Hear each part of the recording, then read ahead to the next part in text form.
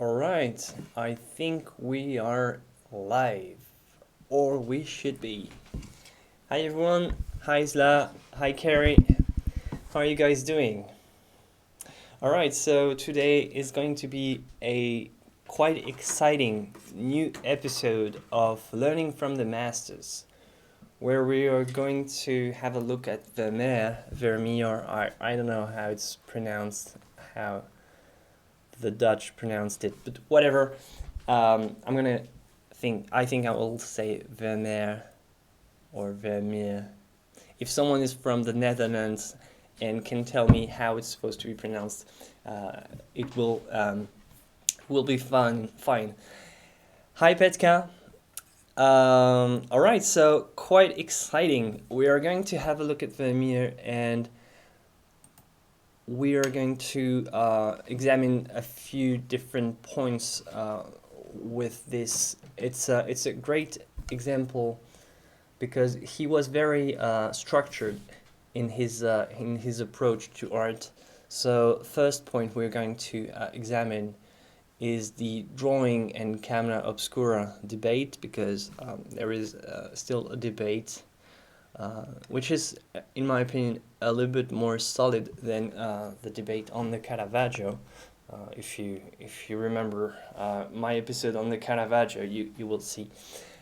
Next, we're going to talk about how he used dead colors, and then body colors, and finally glazing. So quite exciting, guys. How are you? Hey, Sinens, Sadim, MCM, bonjour, and Snipe. All right. So I hope you guys are doing fine, and I hope you're as excited as I am. All right. So Vermeer. First, let's jump right into the most iconic work, and which is going to be a very good introduction on his technique and his approach. So of course this is the art of painting. This is a very famous painting. So the key question with Vermeer is, how honest was he when he painted this? Or if you want to ask it in another way, is the painter in this painting Vermeer? Does it represent what he did and what his technique was, or is it something else? Salut Béranger. Hi Mike. Hi herself. Hi the all one.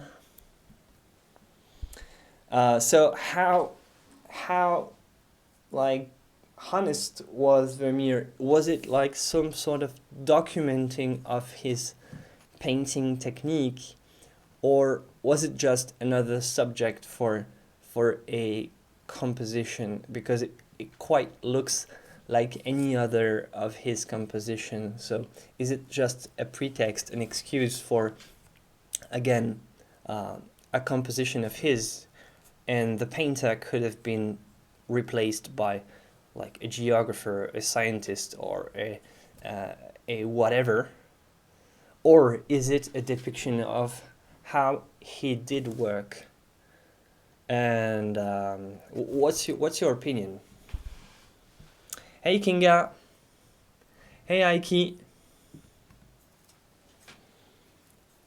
So what do you think? Do you think like this guy is Vermeer? Or do you think it's just a subject and the painter is actually not representative of how Vermeer painted? Because I really do think that his painting was much more complex than what he's done in this example right there. Because if you look at this, it's quite straightforward, and I'm not sure that this is exactly how he painted.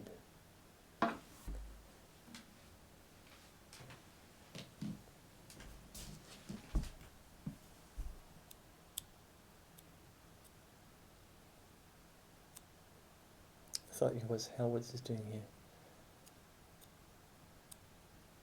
Hey, Jack here. All right. So, well, if we look at this, it's quite simple. And the level of detail, I really encourage you to go have a look on the Google Arts and Culture website at the same time, because the level of detail that you get from this is not such a great painting. This is not a very, very big painting, so the level of detail is quite amazing, and it gives a lot of clues. So, well, if we look at this painter, whoever this is, well, in my opinion, this is not Vermeer, but if we look at this painter, he's having a quite detailed approach, but still a quite straightforward approach with a simple chalk drawing, which appears to be like a toned ground to like some sort of neutral gray, which would probably be lead white and raw umber or some sort of earth tone. Just a simple drawing with chalk, and then directly painting in full colors. Well, I really doubt that this is how he painted in reality.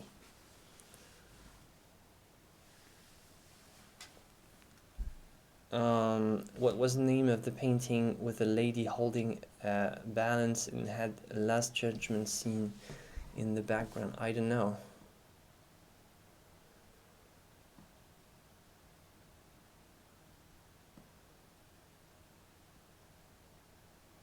He recreated this painting and hypothesized the device might have used for all the details. I think there is some part of documenting and some part of idealizing in this depiction of a painter.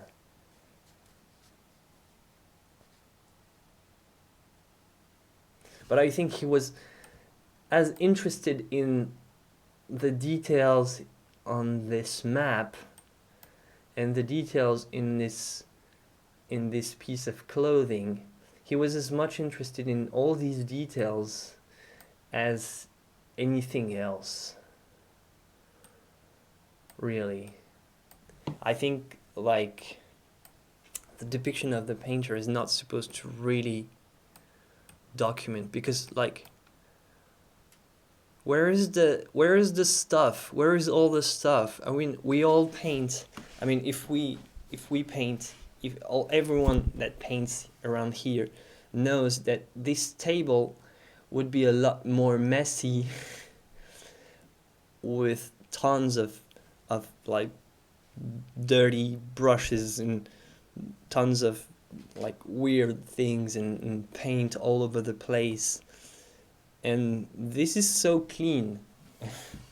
I think he was still a very clean painter, in my opinion. Like, looking at what he ended up with, I'm pretty sure that Vermeer was a very clean painter, not a messy one. But, well, we'll see. Yeah, I don't know about your questions, sorry. They have only copies, but a very good presentation of the camera obscura in the Delft, in the museum in Delft. So yeah, well, about the camera obscura debate. So, in my opinion, like, it's still up to debate because it's not sure. But in my opinion, I would agree more on the case of Vermeer than in the case of Caravaggio, like on the hypothesis of the camera obscura, sorry. And the reason being. To me, I always look at it like this. Um,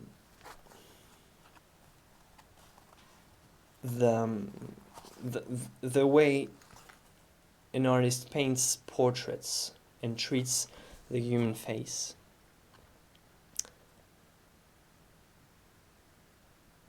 Because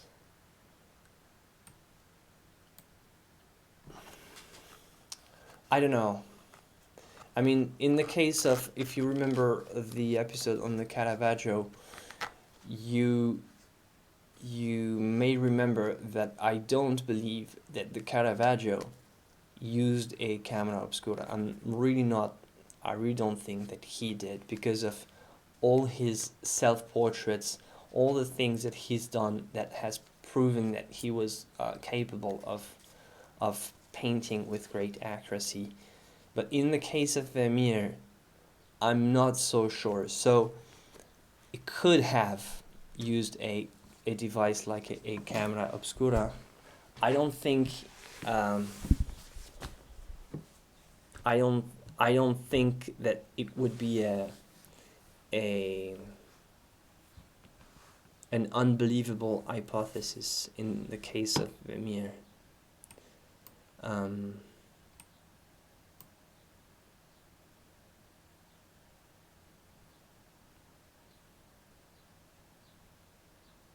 So it could be. I don't know what are the if there are any proofs of that. Yeah, you've seen 2 documentaries on the camera obscura, and you think that it's possible that he employed it. Yeah, I also do think it's possible in this case. Well, I'm really not convinced. I was really not convinced in the case of the Caravaggio, but I do think. You love this painting, Sadim, but you think it's just a subject. So you mean it does not represent how he painted? Your vote is for camera obscura. Pretty much everyone, most of the people in the chat are believe that he used a camera obscura.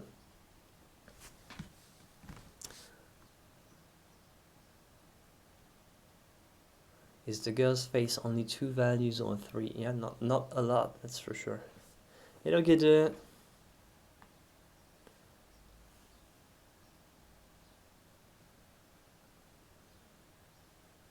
So what did they say, Aiki, about in the Vermeer Museum in Delft? Did they talk about, what did they say about the camera obscura? Do they have a proof, or because like the thing with a huge argument about the camera obscura is generally it starts with like the suspicion starts if you don't find any drawings that would indicate something like some type of device, because like drawing is quite necessary. But like this argument has never really convinced me. Like for instance, in the case of the Caravaggio, this was the same argument. Like, yeah, there's no drawings from the Caravaggio. Nothing is left. Well, it could be 2 things. Like, one, they did not keep the drawings at the time. They did not necessarily have a way to sell them. This was not collected. So there was no need to keep them. And 2, if they used the drawing for transferring or reproducing the drawing on the canvas, then most of the time the drawings would end up being unusable. So why keep them? And 3, like in the case of the Caravaggio, some of these artists had quite a chaotic life.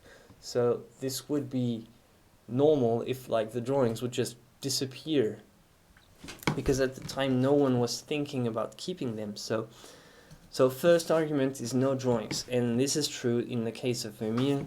We have no drawings. So it was 4 years ago, and I really can't remember, but they had a camera obscura physically present there, so you could try and see how it worked. That's I think what they meant. But very little fact is known of Vermeer. Yeah, and that's a big part of like the mystery and why the debate is still up to date.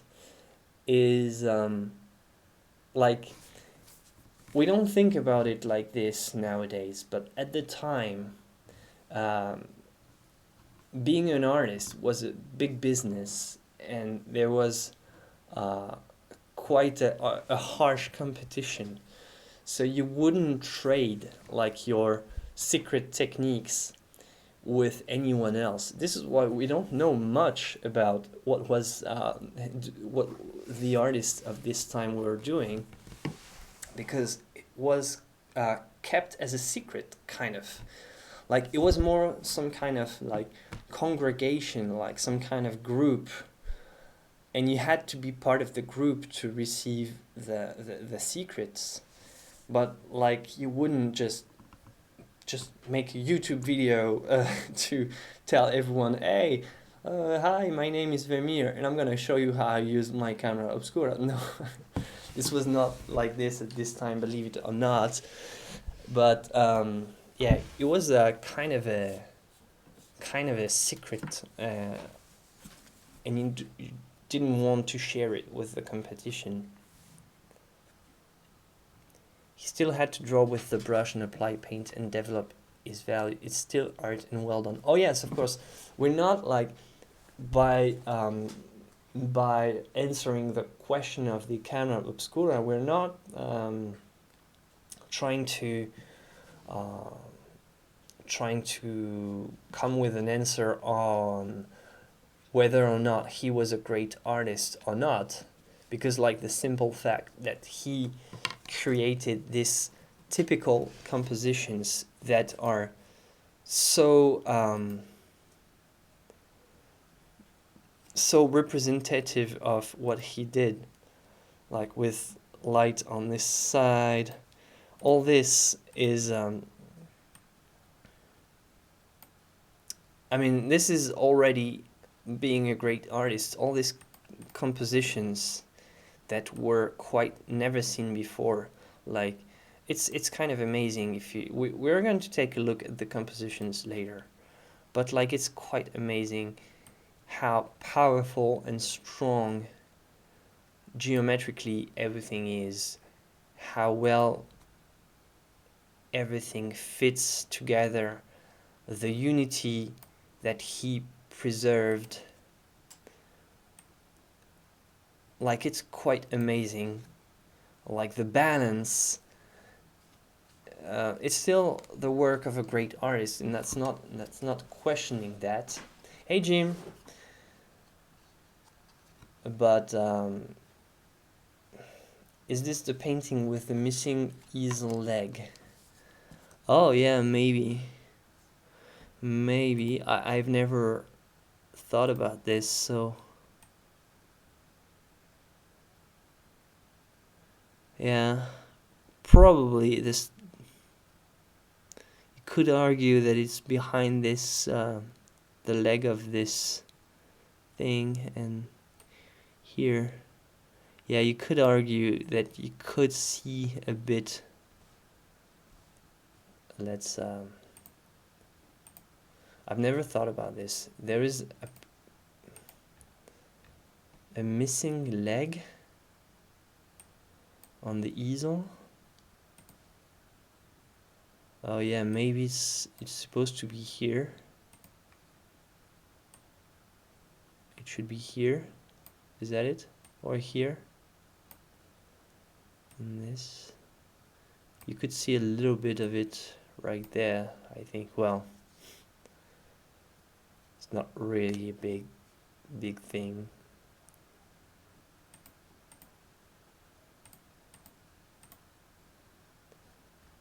So yeah, well, back to the camera obscura question. So it was kind of the techniques of the time were kind of a secret, so it's still a secret. But let's say that his way of painting and representing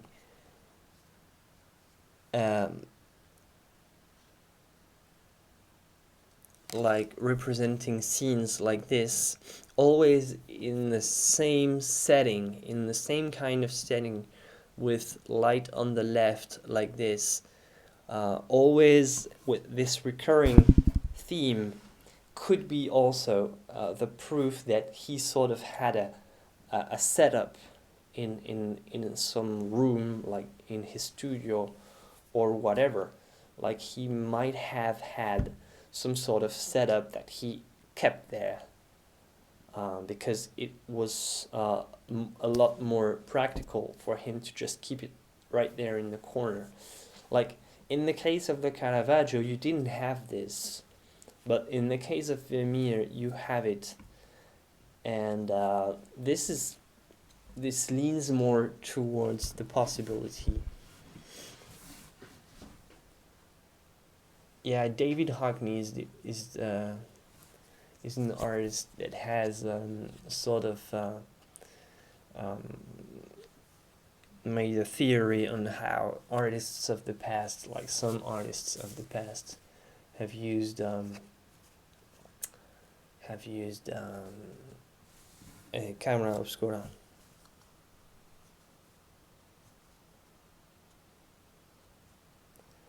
Yeah.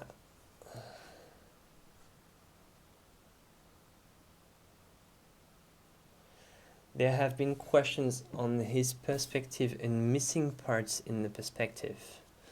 Check out every painting by Vermeer. This will be hard, but questions on the perspective. Yeah, well, this could suggest, like, I mean, if you use an optical device and whatever, it has the slightest tilt or like it could ruin the perspective. I've never thought about this, but let's have a look at some other paintings. See, same setting. This could be exactly the same wall. Oh, this was what you were thinking about, talking about, cela. It's just called Woman Holding a Balance. Quite easy. But you were talking about it. And the picture of the Last Judgment. Well, you have a good visual memory as well. Congratulations. So same setting, light on the left.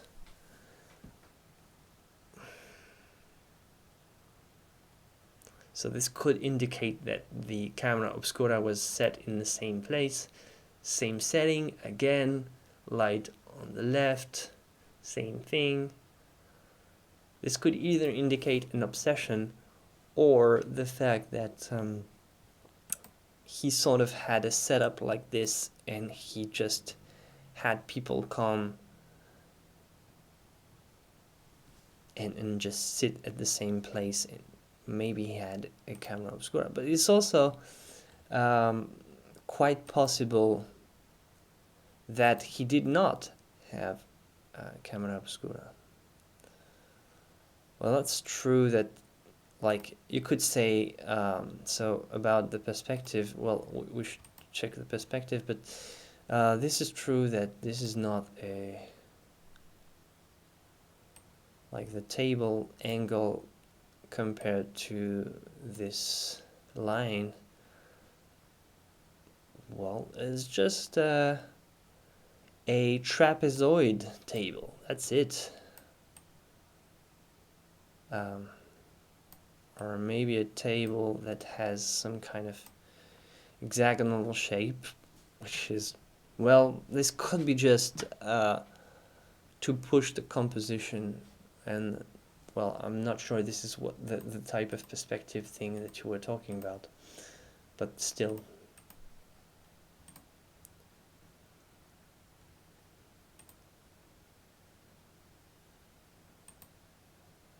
See, same setting again.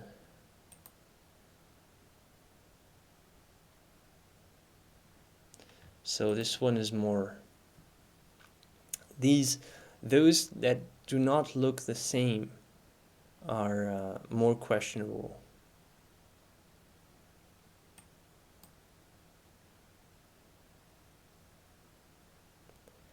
Because, like, look at how much this questions also the use of some kind of device.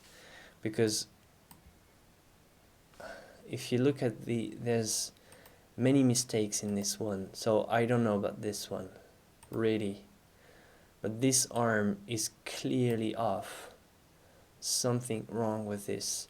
This shoulder and how the weight is balanced and the proportions related to the head are way off. And this hand just got out of nothing. The fabric is just weird. I don't know about this work. I haven't read anything about it yet. But I can tell you that this one is questionable, like in my opinion, like compared to what he did. So it could either indicate the use of some type of optical device that he didn't use for this one, maybe, or something else, like something that he did when he was pretty young. But like this Christ has such a small torso that, well, let's have a look.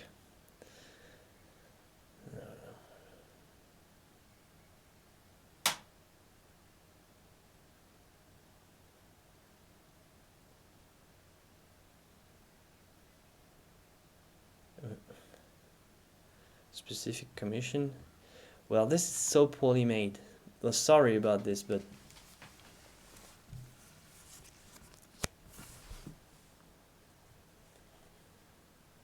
possibly an earlier work. Yeah, I don't know the dates well enough. I just know that this Christ is very poorly painted. Let's have a look at the dimensions.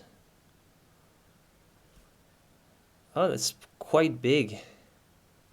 It's 1.5 meter. So that's quite large. 1654, and Vermeer was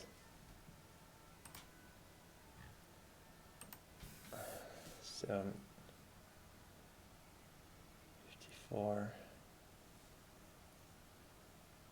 He was 22. Yeah. It's an early work. Let's not consider it. Let's not consider it. But it could indicate the type of thing that he was doing without the use of the optical device. Whatever. Well, I don't want to spend the entire thing thinking about the camera obscura. Sorry, I'm not gonna bore you with that.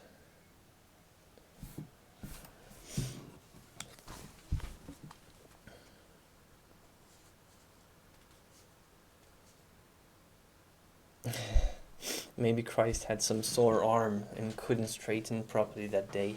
Well, maybe.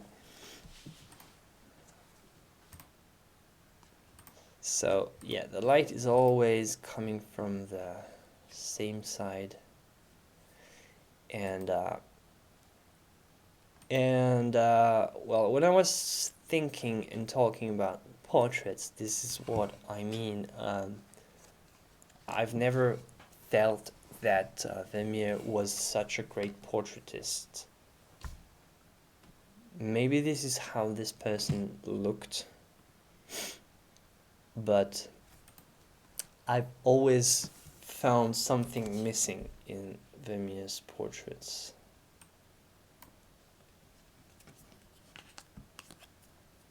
That, personally.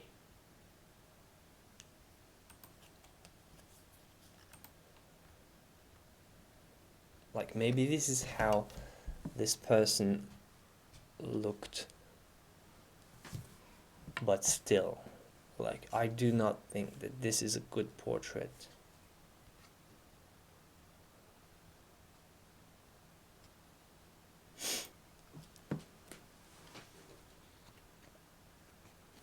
But yeah, we're gonna talk about the light in his portrait. So let's have a look at let's not think about the camera obscura or not, because it doesn't really change anything. You still had to be a great artist to think about this type of composition, and all the things that he did was quite powerful. So let's have a look at the dead color now. Let's have a look at how he first I want to go back to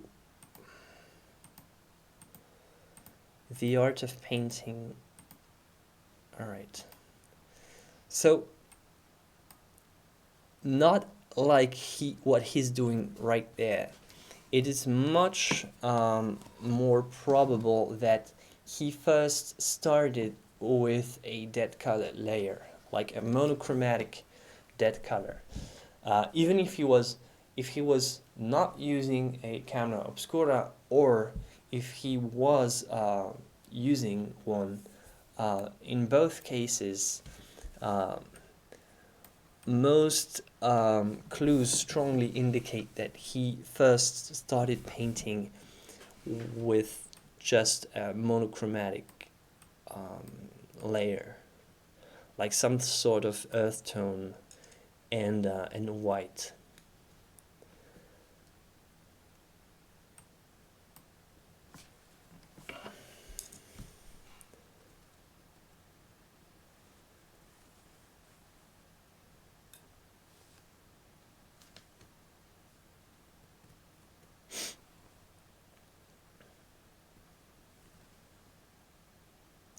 Maybe we're just looking too close about what?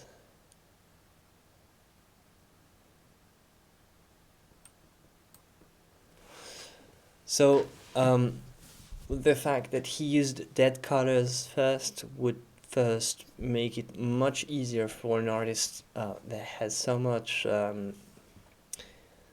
detail to implement, to first like set the composition, because that's what he was the best at. It's creating strong compositions with very geometric settings that are like absolutely wonderful.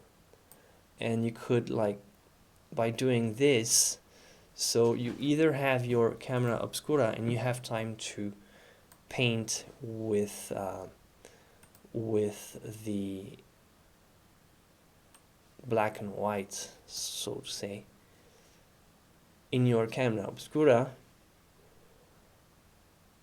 and move things around, like, oh, this I want to make it, because like he used maybe he used some type of device, but still he did a lot of work for his composition. So, oh yeah, maybe I want to push it, or like this could be done better with a camera obscura, because his type of approach indicates that he spent a lot of time working on all the details. You don't want to work on details before you have established the composition, like in a very broad way. You don't want to jump into these tiny details unless you already have like the biggest picture set out. So that indicates some type of monochromatic underpainting. And plus, an underpainting was quite common at the time, and this would also make it a lot easier to work with paint that were expensive also at the time, that you had to grind yourself. So this would make just things so much easier to work on all those tiny details. So monochromatic painting makes sense in the case of Vermeer. Hey, yes, yeah.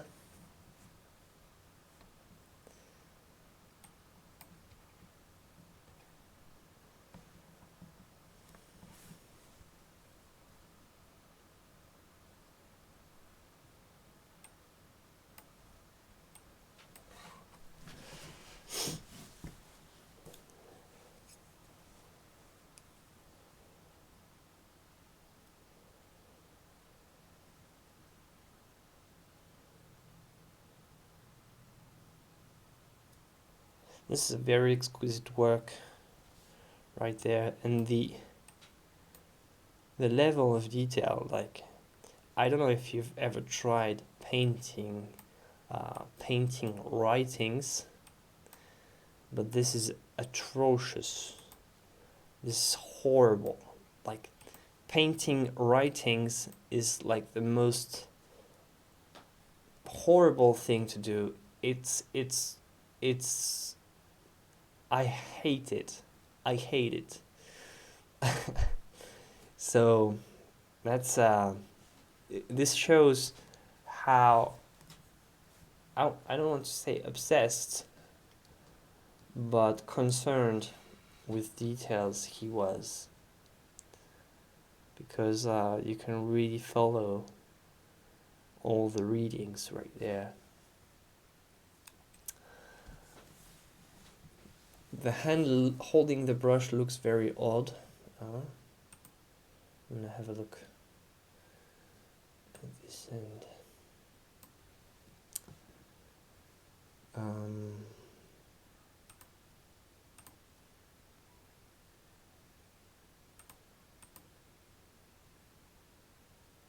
The chandelier reminds you of the Arnolfini.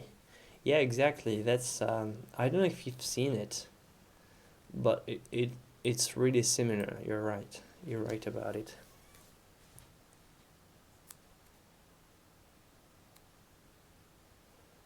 Yeah, grinding your own paint was well, at the time most of these guys were not making it themselves. It was apprentices that would make that for them. But still. So the hand holding the brush, yeah, it's not very detailed,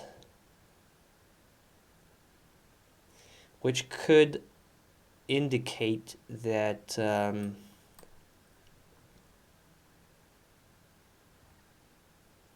don't know. Yeah, it's weird because like you have very sharp edges and very soft around there. Could be his way of indicating movement.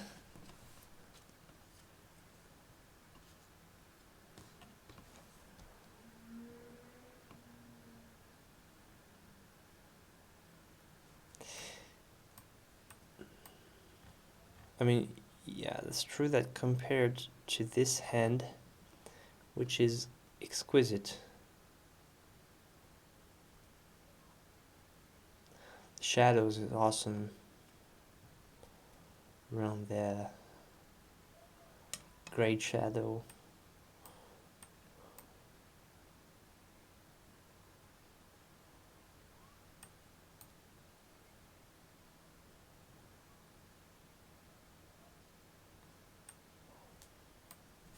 I mean, there could be like so much to look at. And this is great. This is great. Great use of values. Like there's some writings right here, but it's not disturbing too much. In here, like the simplification works really well. Like from far away.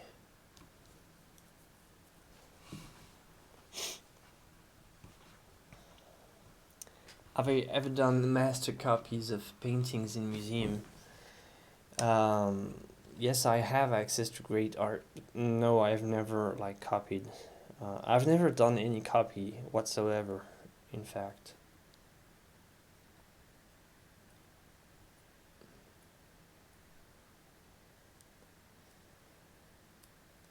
Yeah, James, he probably used quite expensive paints, but like all paints were expensive at the time, like ultramarine, but like today we don't have what we call ultramarine today. It's generally French ultramarine, which is um, a synthetic blue, which mimics and actually is more effective, in my opinion, well, than lapis lazuli, which is a like a blue stone that was super expensive. Like weight per weight, it would cost more than gold. And because if you wanted like some very pure rock, you had to pay the highest price, because you could get like some lapis lazuli with impurities, but it would not give such a great blue. In the case of Vermeer, though, I don't think he needed that strong of blues. Didn't like his use of color is very, very, very good. It gives a very fair definition of light, and in a way, it looks kind of impressionistic.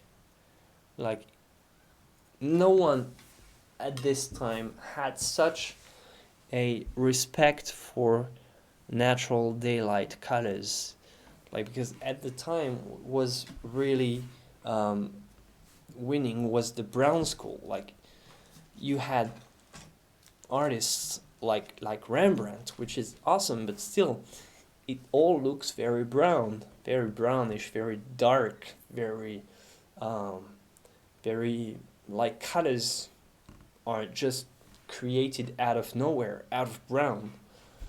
And in the case of Vermeer, he had such a tremendous respect for the neutral, natural northern light that is so specific to what he painted. And the colors are all very, very, very, very realistic. And I think when we think about the realism of Vermeer, we think about the attention to detail and the aspect that the colors have, which takes us to our third point, body color, which is really where he proved his level of mastery. He was really a great master for this, getting the right color. Like the dead color layer would indicate the shadows, the values, the composition, and put everything together. But really when the work started was with the colors.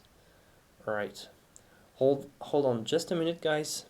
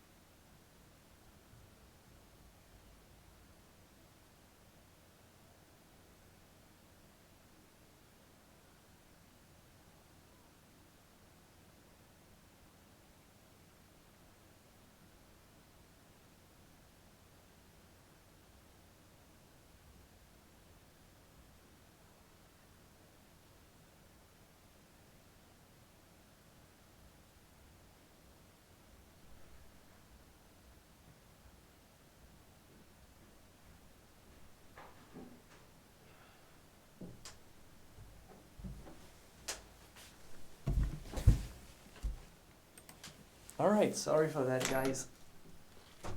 I'm back.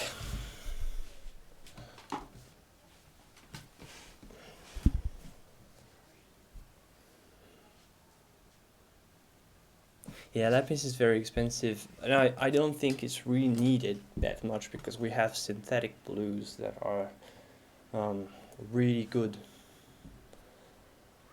and they're quite way too expensive for what they're worth. Yeah, they had to bring blue pigments from Afghanistan, so this is what it was expensive, especially at the time. And it is still super expensive today. So, and the thing is that like the rarest rocks were very pure, but like in all the rest you had lots of impurities. So the rarest, only pure lapis lazuli worked great, but I'm glad we have something else today. All right, so these colors are just amazing. I think like this is really where he was brilliant. Colors look very very believable, very real, and whatever he painted, or with a camera obscura or not, this is still some genius use of color.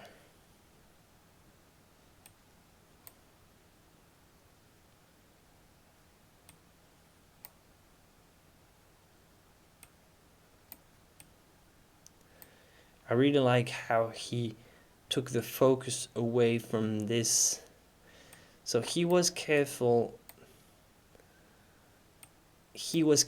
with details, but not too much, because right here, putting more details in this background painting would just take away so much of the focus that it would really mean the end of the attention that you bring to this portrait.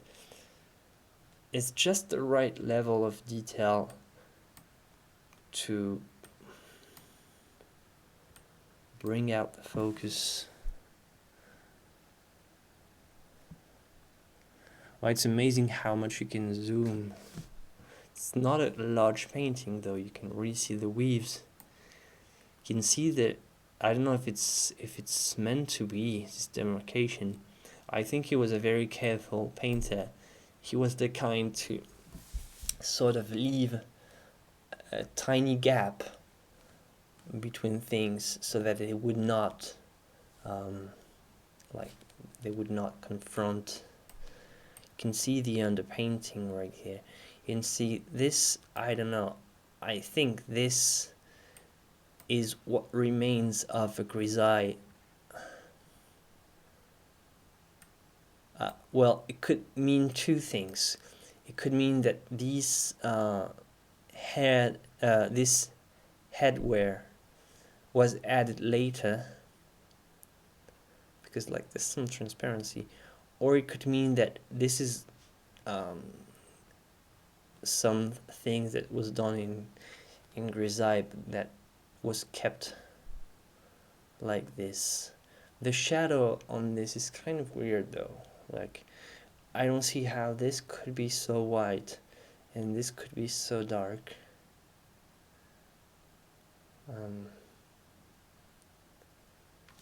But it still works. It still works.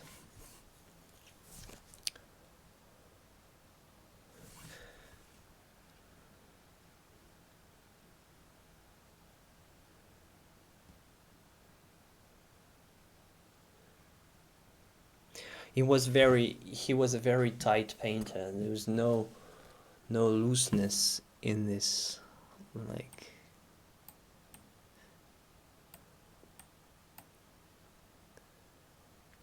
portrait is really not what's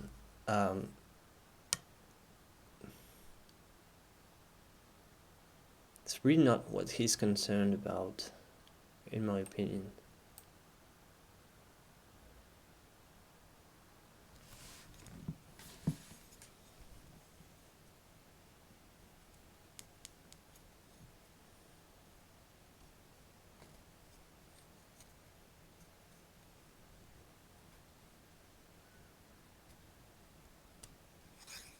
Yeah, I think you have quite the right analysis, Cela. He put the Last Judgment scene there to remind people of religious belief in Northern Europe, and she's weighting her faith over materialism because it was in a Protestant area. You're probably right. There's probably some moral and religious meaning with this, like the vanity of human possessions and the higher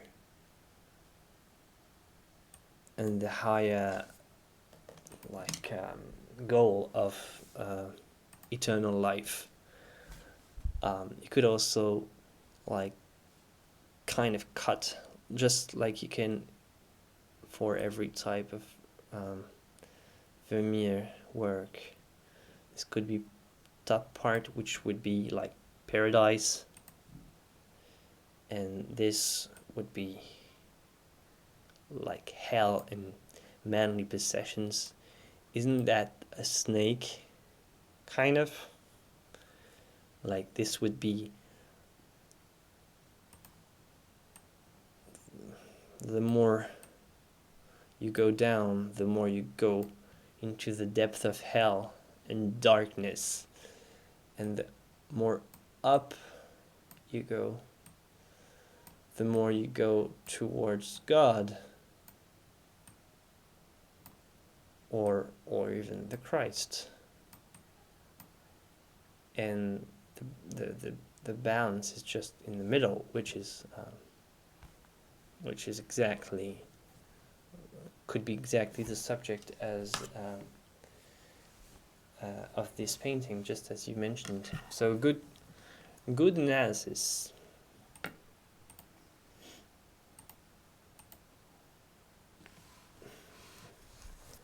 Oh, is she pregnant or not?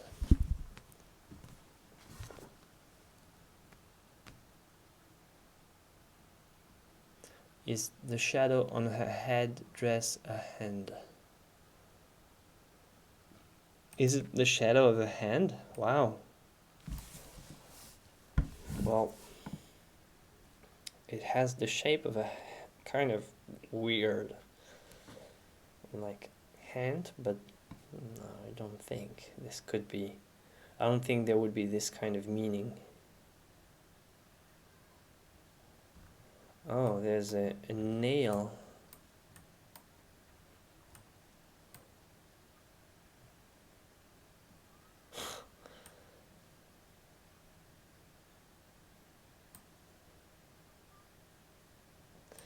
So, see, this light was added when this gray tone was dry. This is wet on dry, wet, dry. So if you want this kind of detail, you have to work wet on dry. You don't have the choice, really. Officer and laughing girl.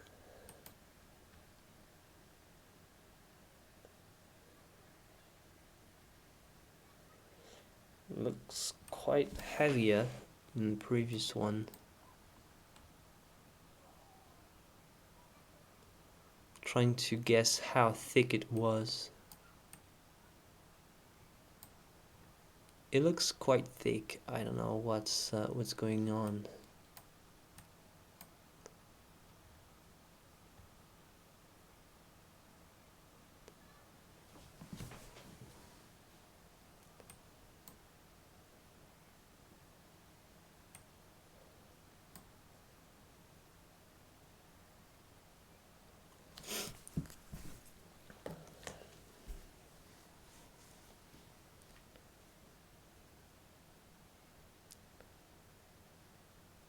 And just that, just painting a person that was just turning his back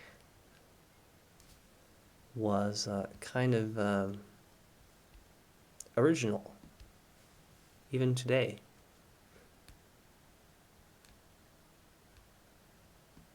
Hey Joe.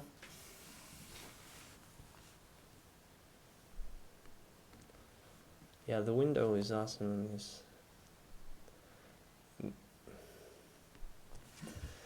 Yeah, same window, which can indicate that he was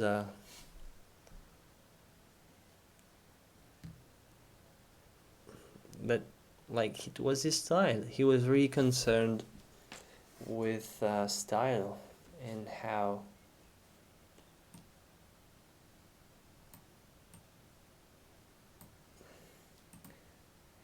he could create an identity for his paintings. And he clearly was, like, his work is you can't miss that it's a Vermeer. Like some different compositions you could say, I'm not sure this is the Vermeer or not, but like if you see that, you immediately think of his. And I think this was the intention, like have something so with such a high stylistic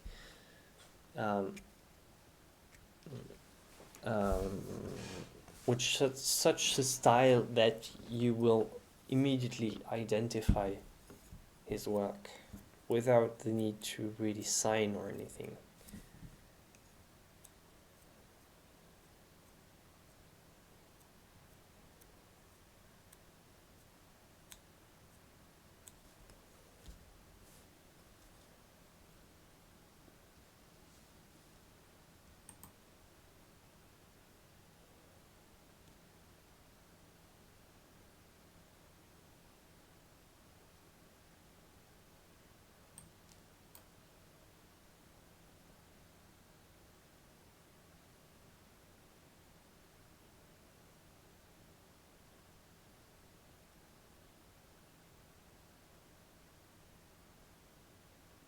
So was she a prostitute?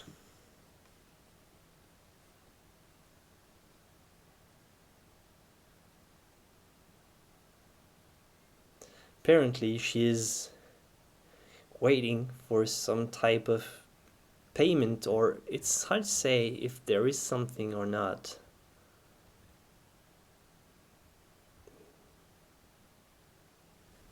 It's possible. It could be Vermeer's way of because he has also other compositions where his subjects are even more like openly erotic in a way. But this could be a situation where she's waiting for some type of payment. So this could be the case. What is this a map of? I don't know, some kind of Dutch city, a port of some sort. Maybe a friend, or maybe he's a professional. Really like the sense of intimacy.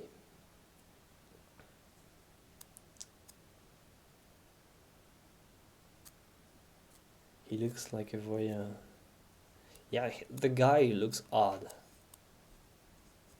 Kind of like, and the gesture, everything looks quite fishy about this guy. Yeah, it's an officer, so he's a soldier. Can you zoom in on what?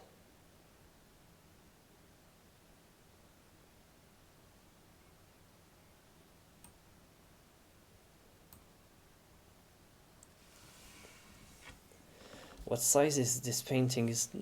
I'm not sure it's very big either. Oh, this, can you zoom in? Alright, on this map, yeah. I think it's a part of Holland, but like some sort of zoomed area of some kind of port area, like maybe The Hague or something, like maybe Amsterdam, Delft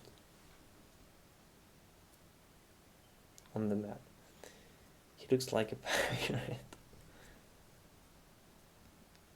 Oh yeah, his composition definitely make his the painter's perspective, as you say, kind of voyeurism.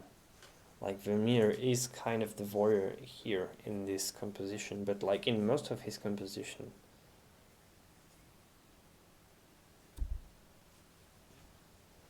I wonder if red has a meaning in this context. Yeah, it could be just the normal color of this officer.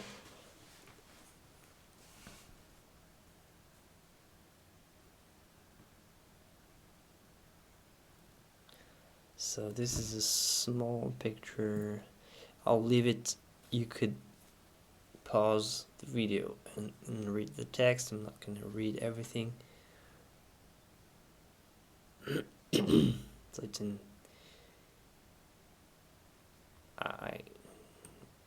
inches, so it's not in centimeters, so I can't tell about the dimensions. I have no idea what it means. This one I don't like. I don't think the colors are good, so I'm not gonna have a look at it. This one either. I'm gonna. Well, this one is very famous too. This one, talking about guys in red. It's exactly the same.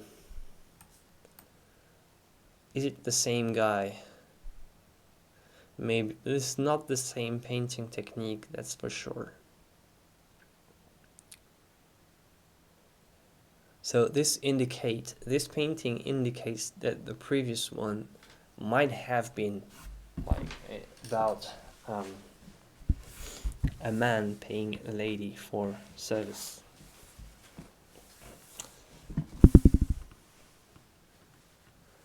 But I don't know, this, if you just show it to me, I would not say that this is Vermeer's.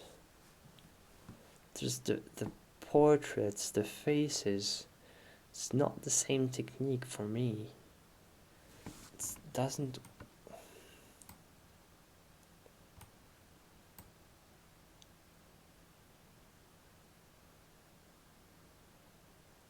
I don't quite see the same painter in this one.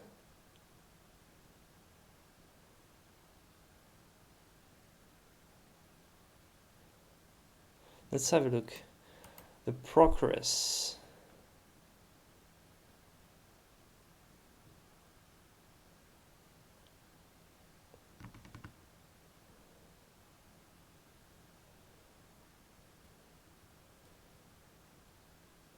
Applied the large-scale figures of his early history scenes. Oh, okay, so it's not the same type of approach, but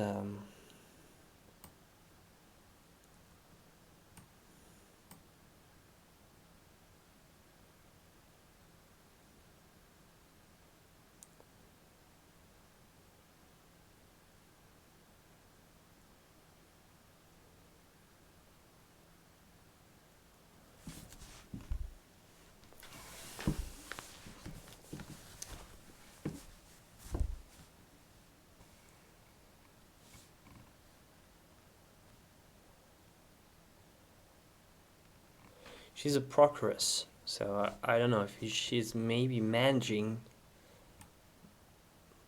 the girls. I think more than actually being.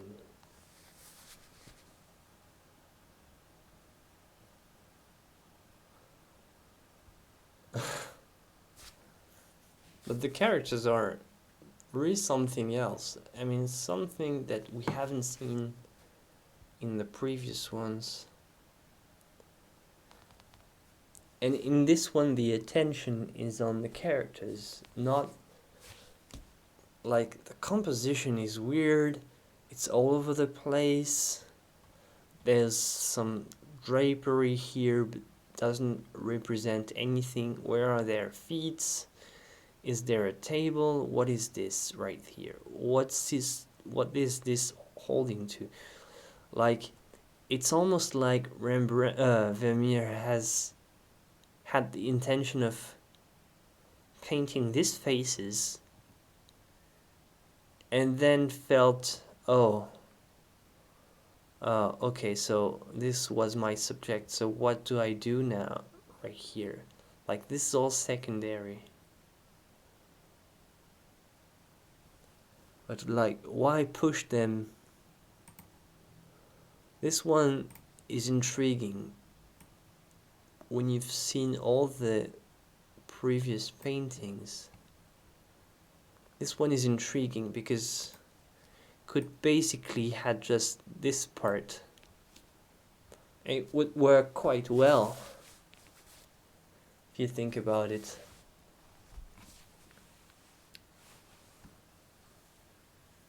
Yes, he is holding a coin and she's waiting for.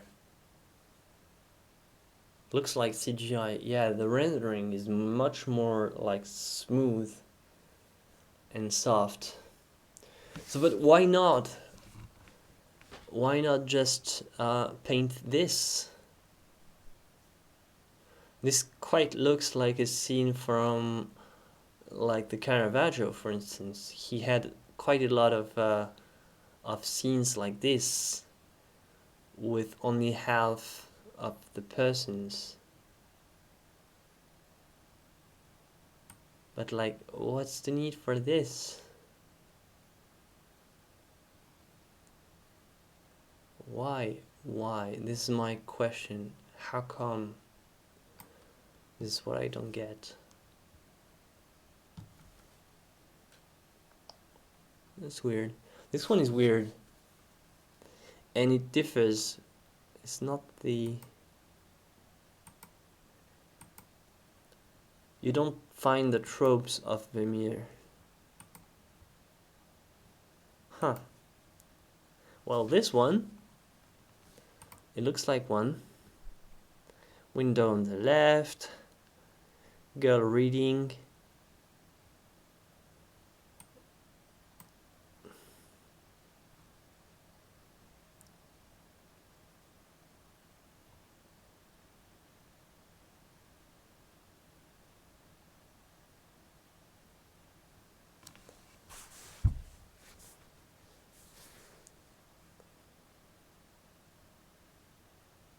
Vermeer, c'est un drapé à gauche du tableau et une personne à droite sur 90% des tableaux. Ouais. Et pourquoi là, du coup, avoir mis un en bas et 4 personnes en haut, c'est ça que je trouvais d'un coup...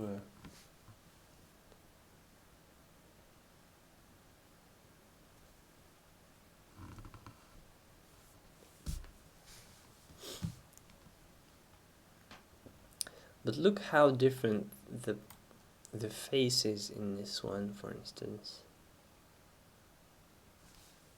I don't know what's the difference between the two.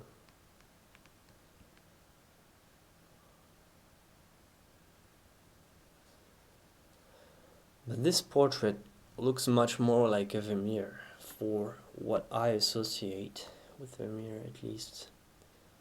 So if I was an expert, I would not necessarily recognize the previous one, but I would definitely identify this one, like in my head, at least how I see it. You also have kind of still life, still drapery. He was always looking for an excuse to paint. Drapery and fabric.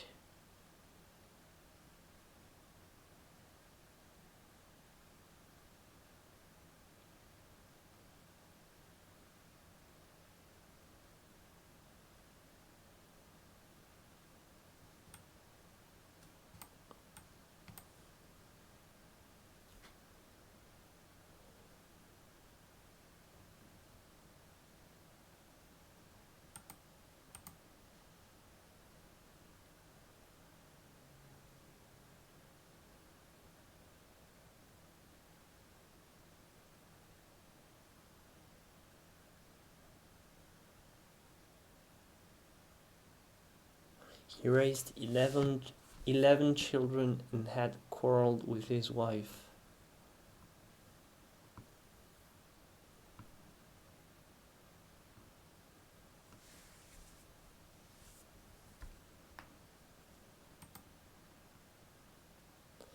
Oh, this one again.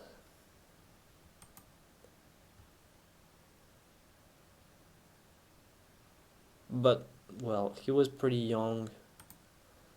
Let's not look at it. Huh.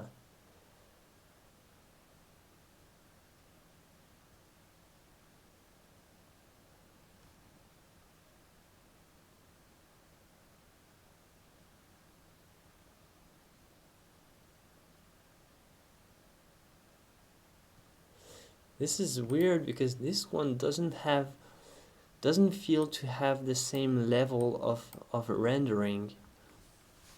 But the description says that it is characteristic of its mature style. Well, I would say that this one is, I mean, it's weird. I mean, I trust the Google and the museum guys, but this one feels like there is one layer missing.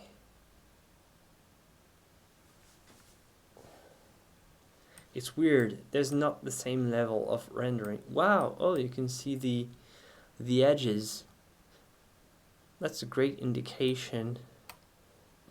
Oh, this was glued to a canvas. Well, no, this is maybe some preservation work. I don't know what's happened there. There was like 1, 2, 3, 4. This is probably something that they did to sort of save it.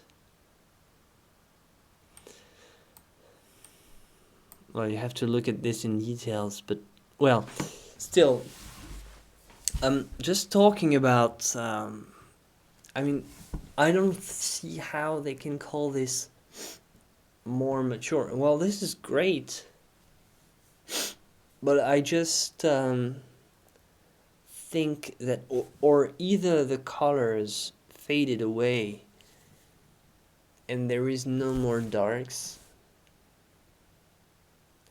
but I see something missing. I really do find that, like, this is amazing. For instance, this reflections are amazing, but right there something is missing somehow.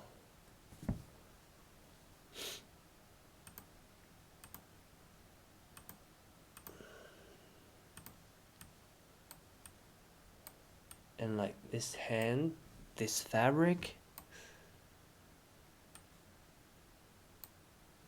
just, it's like, it's just like if it didn't had time to finish, just completely with the same level of detail. But if they say that it's a mature work, well, yeah, you agree with me, there isn't as much detail. Bonjour Bob. Hi Barbara.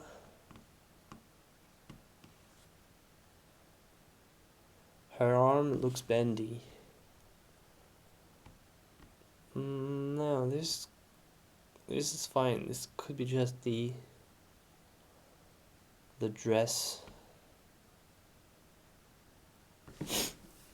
But it's just like right here. This is so unrefined.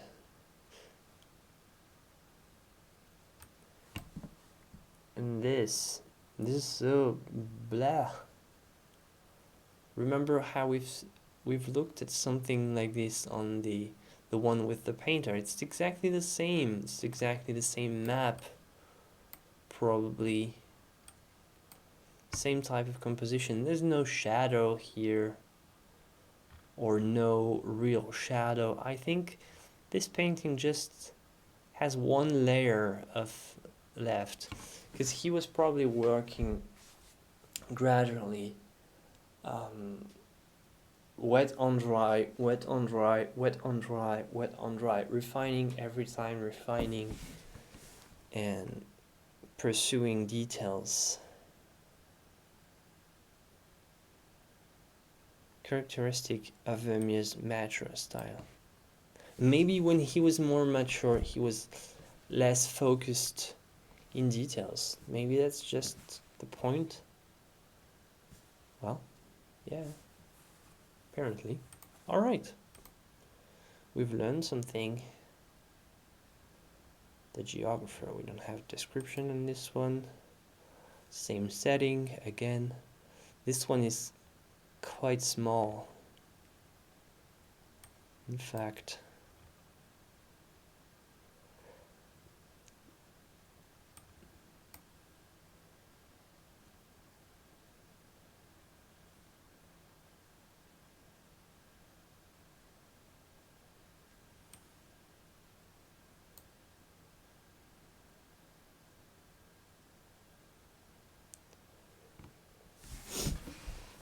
you don't think it's finished either? Oh. Yeah, but well, the guys from the museum or from Google say that it's the mature style. So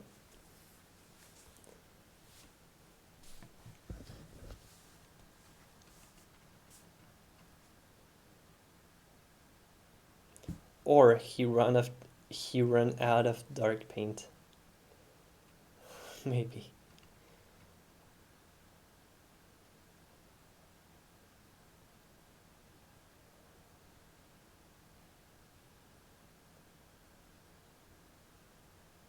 Hi again.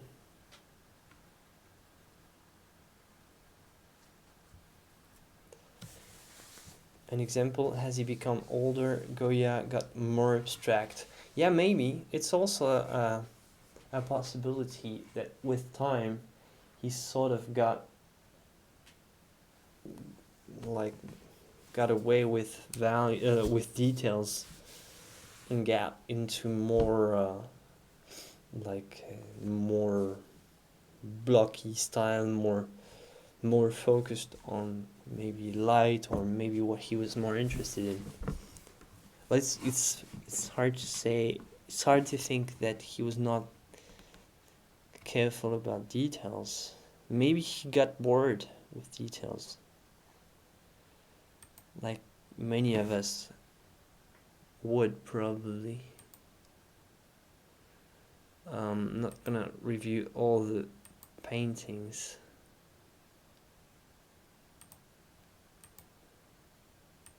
I'm gonna choose a few and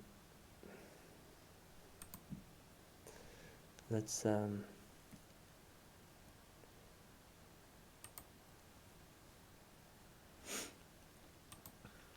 pick this one.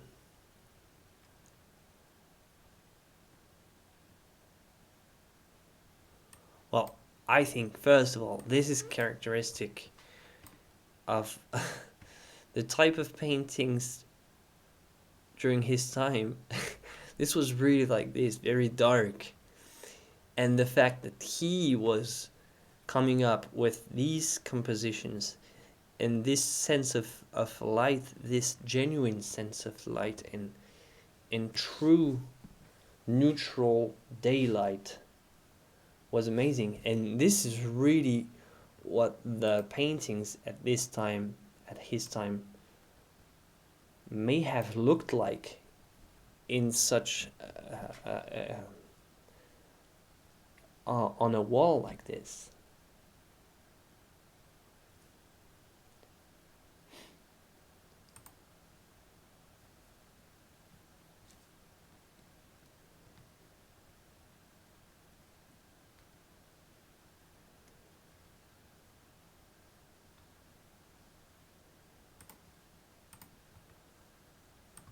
So this proves the genius in the way he used color. Like this also proves the genius. Like, look at this.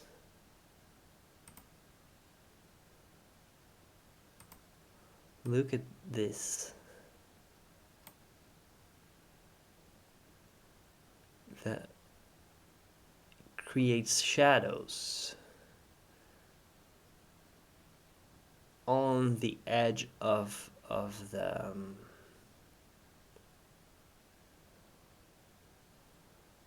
the window.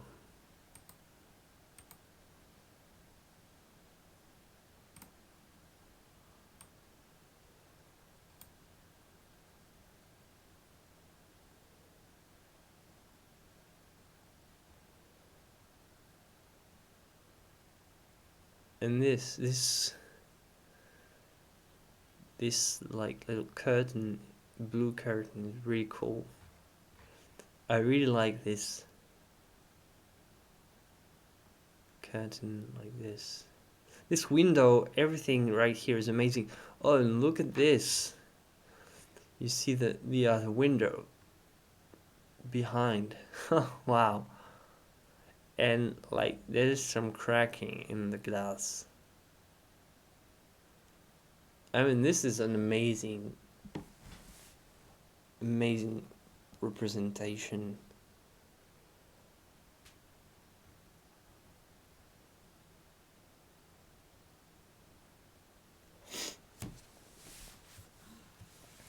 Hi, everybody.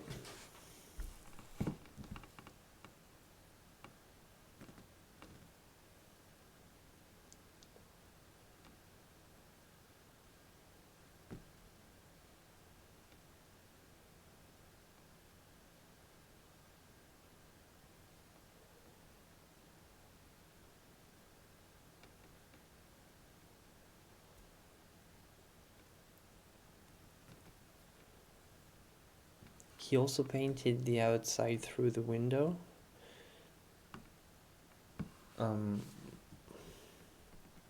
This, you mean? No, it's not.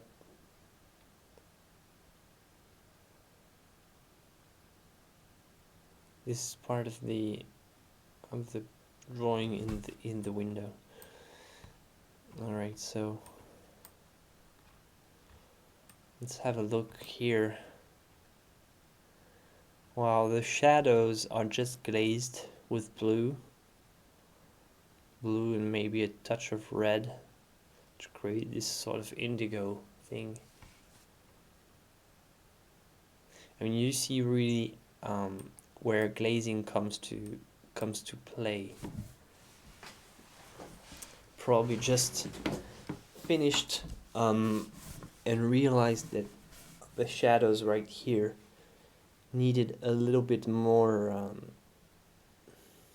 strength, and he just glazed this thing. He glazed like very light blue, very washed off on this white piece of fabric right there, and with heavier glaze right there with blue. Boom, boom. It works. It's not really disturbing from far away. Like it's kind of not noticeable. Oh, you see clear traces of the underpainting done with earth tones. This is quite amazing that he did not cover these parts entirely. He left them in the shadows, so it works well. It works for this type of rendering. But this is amazing that he did not cover this, because considering the fact that he was a very detailed guy, should have seen this. So it's intentional. It's intentional. He left them because it was just the right color. He did not need to cover it up. with basically the same color. Hi Joko. Hi Dennis.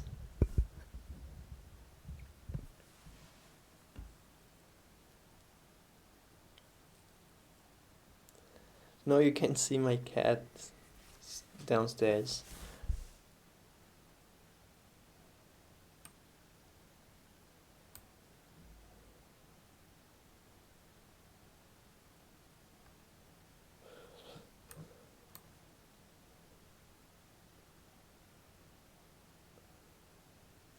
Well, I don't know about the way people dressed at the time.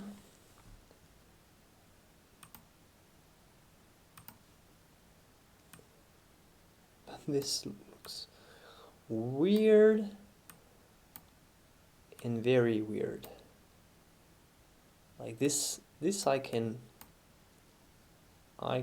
accept. Like, I know that these, at this time, the ladies had like weird dresses,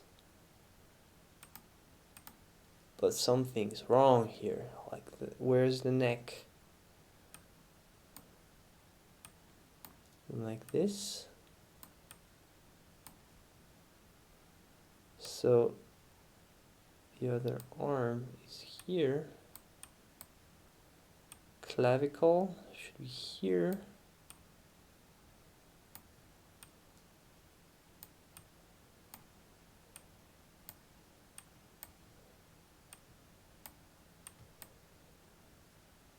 And here you have something like a bump that's not supposed to be there, because like the torso should start right there.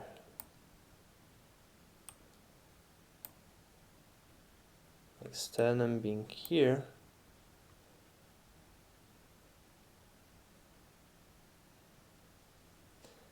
So if the sternum, if you think that this part right there in orange is supposed to be in the middle of the torso, this would mean that the sternum is weirdly placed on this lady. Or that this dress is highly uncomfortable. Because there is no way to explain this bump.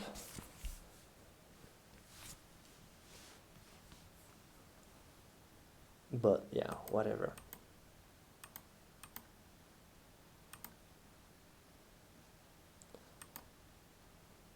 But she doesn't feel too comfortable though. But maybe this existed, but she had like, imagine like you had something like boom, like this over you.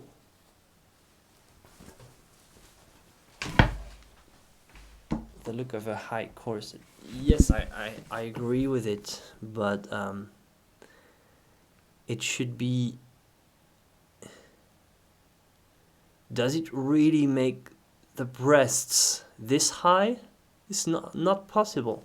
You cannot have the breasts like and have it's not possible that you could touch your breasts with your chin like this, like she could, like on this.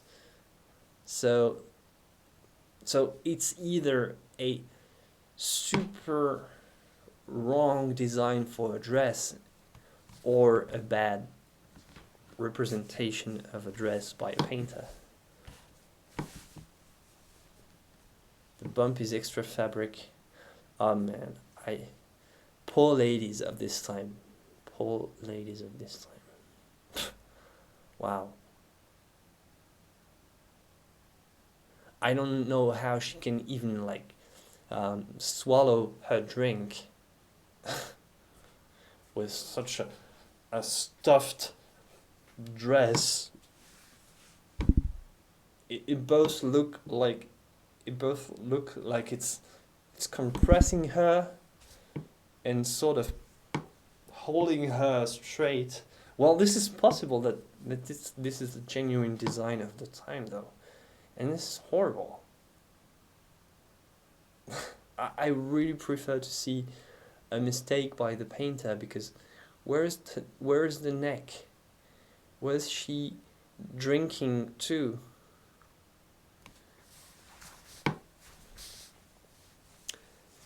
It's because of the corset. Yes, I know the corset thing, but this high, and how could it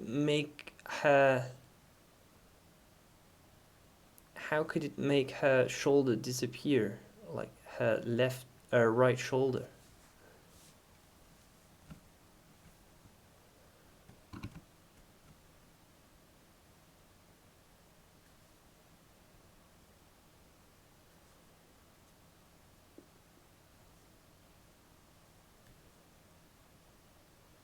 Wow. This is horrible. This is horrible as a dress if it's genuine, because like in my head, I don't want to see it in this way, because how could you torture the body just for fashion? Because if it is really the actual design, it means that she's pushed so hard. But I guess it was like this at the time. Oh god. Oh god. Alright, but this guy is kind of chilled out with his like huge like drapery thing. Very at ease. No corset, no anything. Here you can see that the design was pretty clear. From the very beginning you can see a line right there.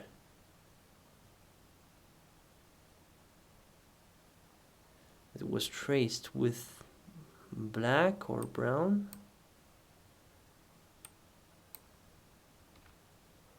Or maybe it was just a line that was put to make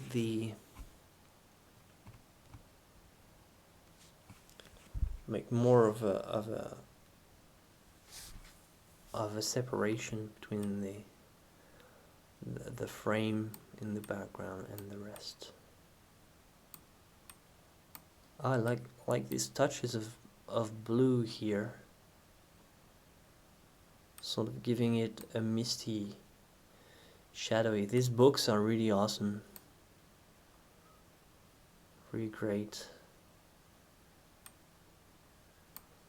And the light bouncing on this is also pretty cool. And this velvet thing, very intense, kind of nowhere to be seen, but still it's there. Another one here in the light, really cool.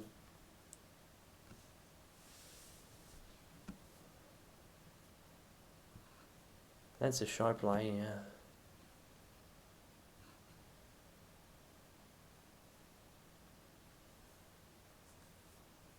The back of the chair, yeah. Would love to have that lute. Yeah, you're quite a musician, I think.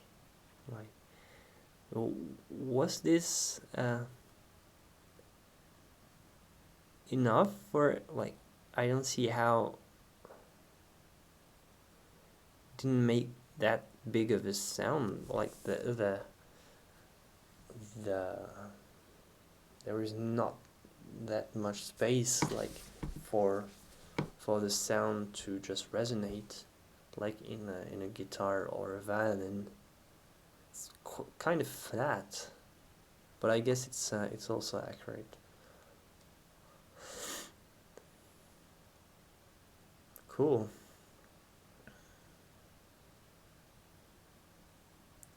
This is a cool painting.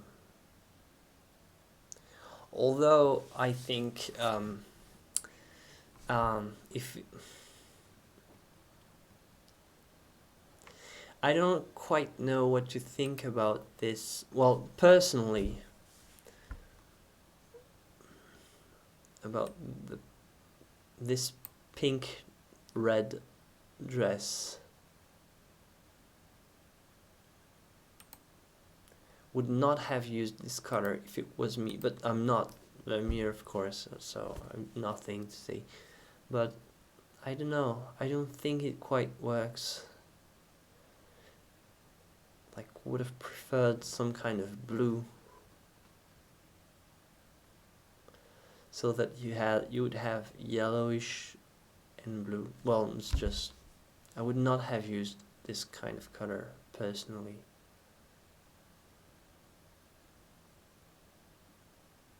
Or not this background color, maybe make this more into yellowish, and all this drapery and things more yellowish,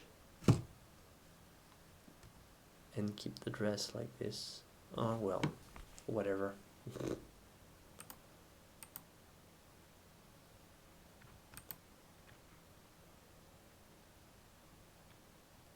It's funny how whenever you look at Vermeer, you immediately zoom in. It's like, oh, cool painting. And I guess, like, if you go to a museum and have a bunch of Vermeer, all the people are just, oh, cool. Like, attracted by the details, attracted by the minute things that are hidden somehow. Like, you want to see this. Oh, and what is this? And, oh, look at this. And, oh, wow, look at this. It's funny how we have this reaction. We immediately want to zoom.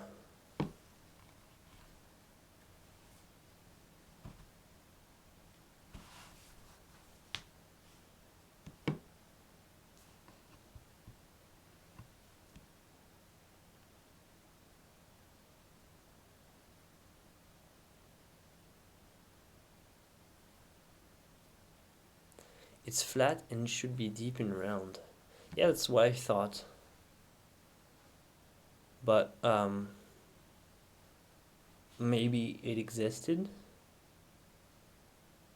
in that way. I don't know about the mandolin or lute or guitar or whatever it was. All right.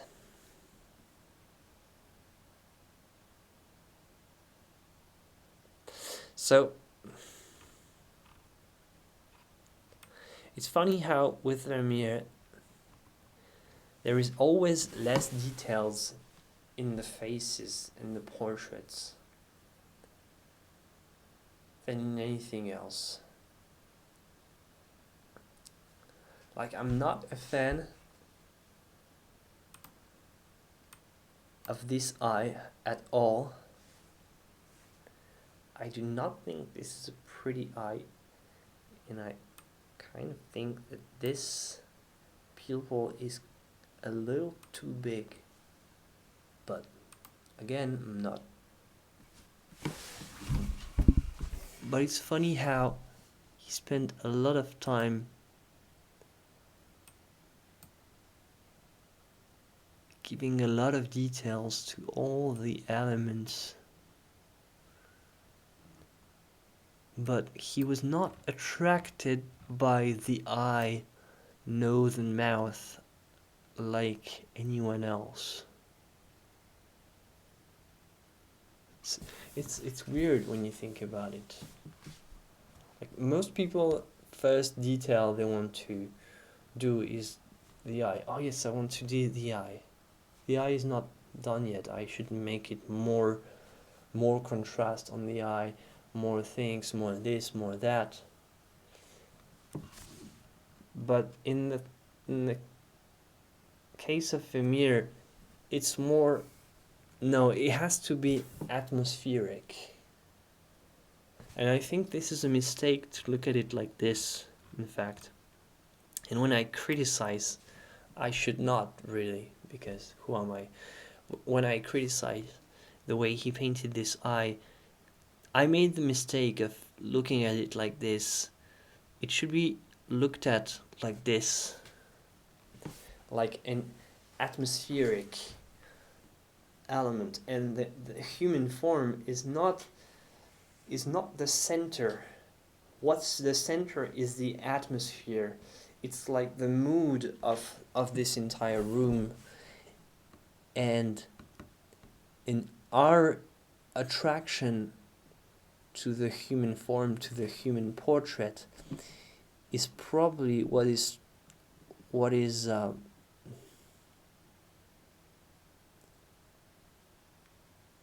holding us down, probably,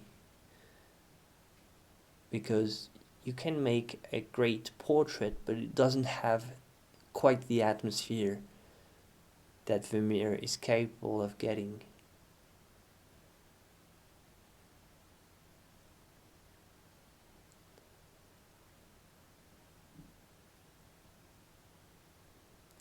Because, like, this void here is as important as this.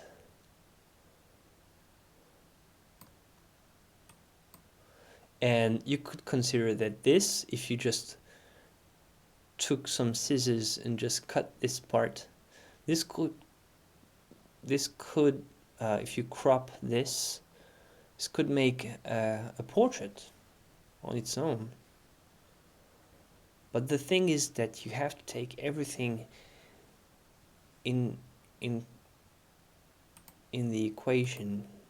Everything has to fit together. And that's the beauty of Vermeer, and it's something that I'm quite incapable of reaching in my own paintings, is this sense of atmosphere. See, and I'm always obsessed with, oh yeah, this eye, this thing, but I'm in my own paintings, I'm missing a lot of this kind of feeling of being in a room. Maybe the morning breeze is coming through the window, and it's bringing humidity, it's bringing the noise from the street, and you can really feel and experience that with Vermeer.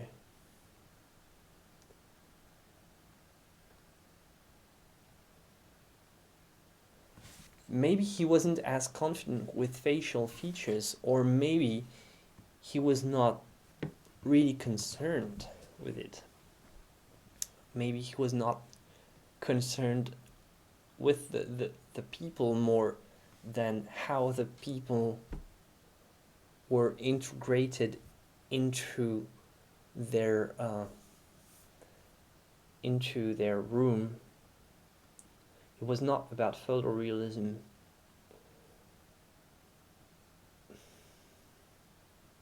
Yeah, the dark corner is quite heavy as darkness.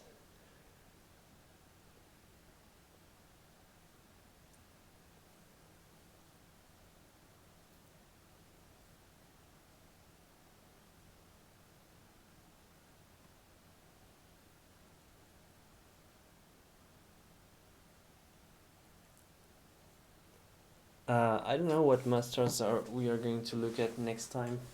What kind of masters would you like to see? Yeah, there is a still life feeling to his paintings, and sort of, yeah, that's quite true, James, actually. There is a still life feeling, and the characters, like the human characters in his paintings, are sort of parts of the still lives, which is weird in a way, but it's kind of like this. It's kind of like he's making compositions, and there's like a chandelier, there's a map on the wall, there's a drapery here and there's objects on the table, and there's a human being, and there's a chair, and there's the tiles on the floor, and there's a nail on the wall, and there's a curtain, and there's a window, and there's another human being, and there's see, and it's not like, oh right, so that's the picture of a girl, and all the things around are like the background. No, it's much more atmospheric in Vermeer. It's much more about the mood of like you're in a composition where the human is not at the center. It's kind of part of the atmospheric experience. So let's go over Lucian Freud next time. We could, yeah.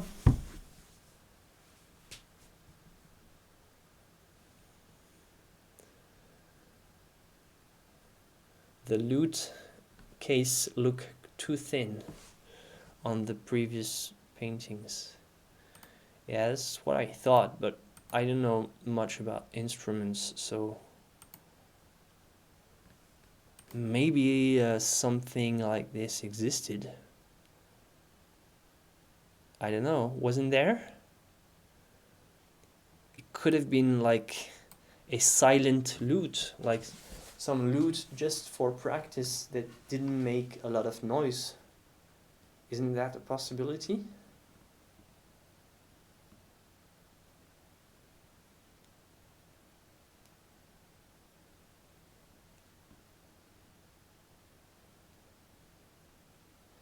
No, we haven't done beaucoup yet.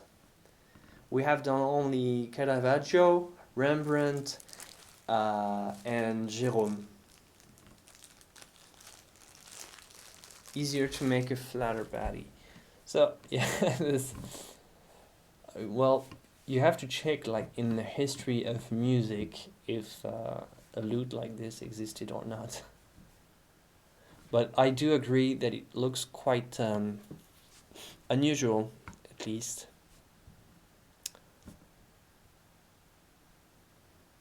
So if it's the casing of a guitar or a violin, it's a little bit thicker and deeper. But if it's a mandolin, it would go like with some sort of oval, roundish egg shape in the back.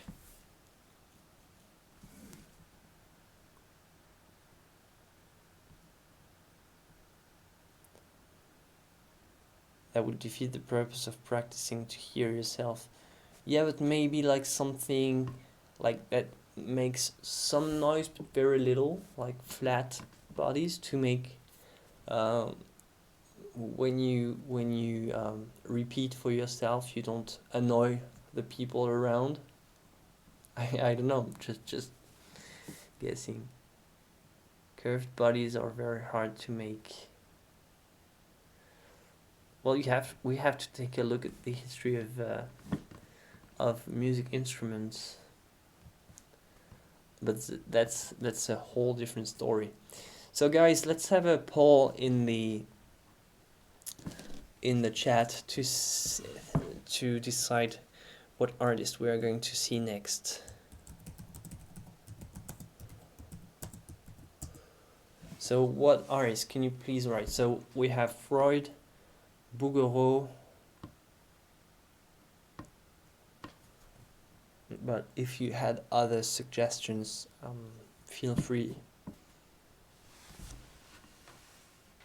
Yeah, I know that you like Lucian Freud's laugh.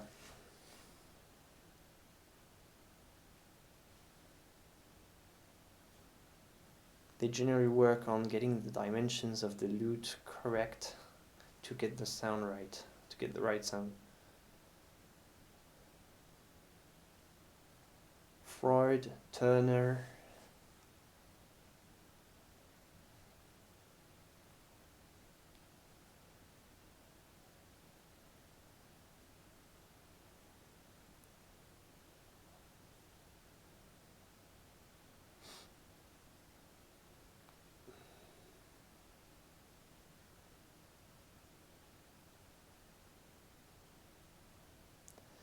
Edgar Maxence.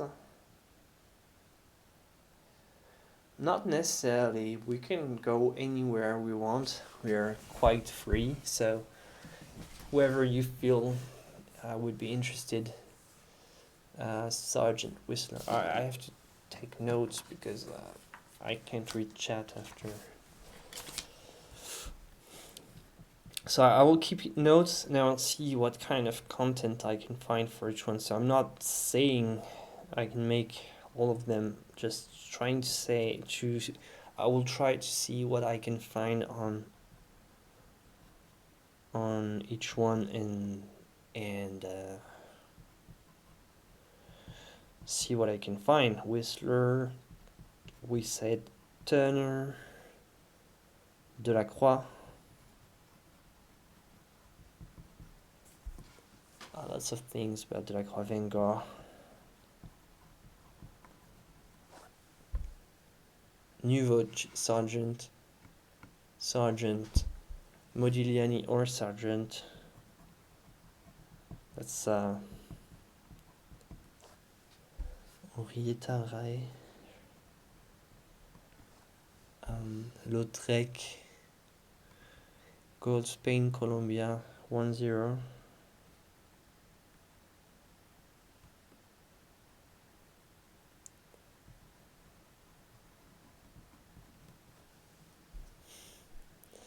All right. Okay, guys. Well, I'll keep your ideas and suggestions, and see what we can talk about next time.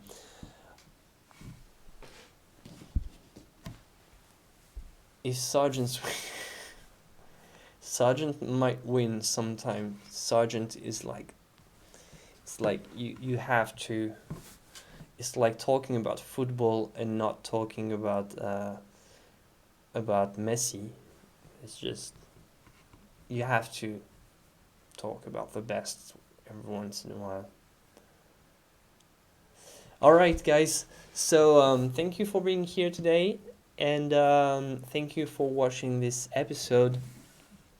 Please do not forget to leave a like on this video. It will help me a lot. Thank you for all the discussions and all your insights of what we've talked about. It was not a lecture on Vermeer, so sorry for those who came to this video hoping for clear teachings on Vermeer, or it was more analysis and discussions from artists to artists. So hope you understand that, and I'm giving this clarification for those who would come for the video later in the replay.